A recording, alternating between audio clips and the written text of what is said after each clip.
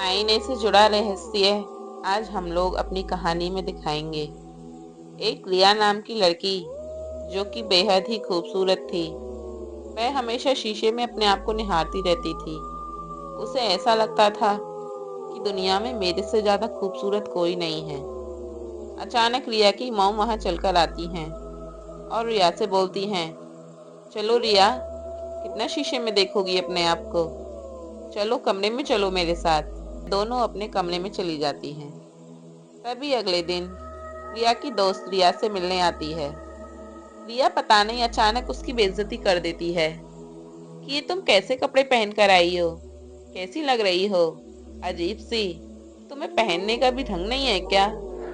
तभी उसकी दोस्त को हल्का गुस्सा आ जाता है। रिया बोलती है, देखो मैं कितनी खूबसूरत हूँ, मेरे कपड़े पहनने का ढंग देखो, एक बार अपनी तरफ तो देखो। उसकी दोस्त गुस्से में लाल बबूला हो जाती है और वहां से चली जाती है बिना कुछ कहे। लेकिन अब उसको चैन नहीं पड़ रहा था। वो इधर उधर चक्कर लगा रही है, सोच रही है कि रिया के साथ क्या किया जाए। तभी वो एक तांत्रिक के पास जाती है और उससे अपनी गुहार लगाती है। मेरी दोस्त कुछ ज्यादा ही अपने आप में घमंड दिखाती है, उसके लिए मैं क्या करूं, क्या आप मेरी मदद करोगे। तांत्रिक बोलता है, क्यों नहीं करेंगे, मदद के लिए ही तो बैठे हैं। तुम्हें एक काम करना होगा, ये चीज तुम्हें रिया के घर जाकर रखनी है। उसके बाद रिया अपने आप को शीशे में देखना पसंद भी नहीं करेगी। देखना तो क्या, शीशे की तरफ जाना भी पसंद नहीं करेगी। इतना सुन वो लड़की वहां से चली जाती है उस सामान को लेकर। जैसे ही वो रिया के घर पहुंचती है, रिया से बोलती है, क्या रिया, मुझे थोड़ा सा पानी मिलेगा। रिया बोलती है, हाँ क्यों नहीं। जैसे ही रिया पानी लेने के लिए जाती है, वो उठकर उसके कमरे में वो चीज डाल देती है और वापस आकर बैठ जाती है। अब वो कुछ हड़बड़ाई लग रही थी।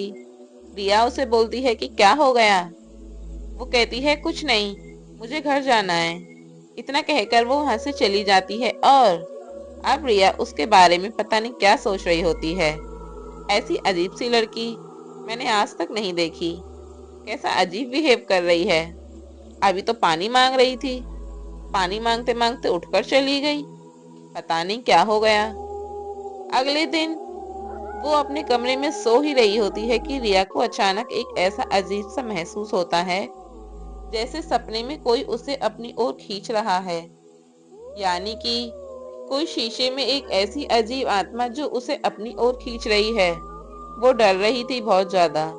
उसे ऐसा लग रहा था कि ये क्या हो रहा है। वो एकदम उठकर अपने बिस्तर पर बैठ जाती है, लंबी लंबी सांसें ले रही होती है। उसे ऐसा लग रहा था, क्या ये सपना था, सपना था क्या ये। वो अपने चारों ओर देखती है तो वहां कोई नहीं होता और अब लंबी लंबी सांस लेकर वो सोच रही थी कि क्या ये सपना था। इतने ही रिया की मॉम वहां से भागकर आती हैं और बोलती हैं, क्या हुआ रिया तुम्हें। रिया बोलती है, माँ, वो सपना। बस ऐसे करके रिया अपनी बातें उनको बता नहीं पाती। रिया की मॉम बोलती हैं, तुम सो जाओ, कुछ भी नहीं है यहाँ, सिर्फ डरावना सपना था तुम्हें। वो अपने बिस्तर पर सो जाती है। जैसे वो धीरे धीरे आईने की ओर देखती है तो उसे डर लग रहा होता है। अब वो रिया अपने आईने में अपने आप को कम देखना पसंद करती है और उसकी ओर बढ़ती भी नहीं है। शायद वो सपना जो था वो उस वजह से आया जो उसकी दोस्त ने उसके कमरे में छिड़काव किया था। यही इस कहानी से हमें सीख मिलती है कि अपने आप को बेहद खूबसूरत ना समझें और किसी के सामने उसकी बेइज्जती ना करें, अपने आप का मुकाबला किसी और से ना करें। बाकी मैं उम्मीद करती हूँ वीडियो आपको पसंद आई हो। चैनल को सब्सक्राइब करके जाएं, वीडियो को लाइक करके जाएं।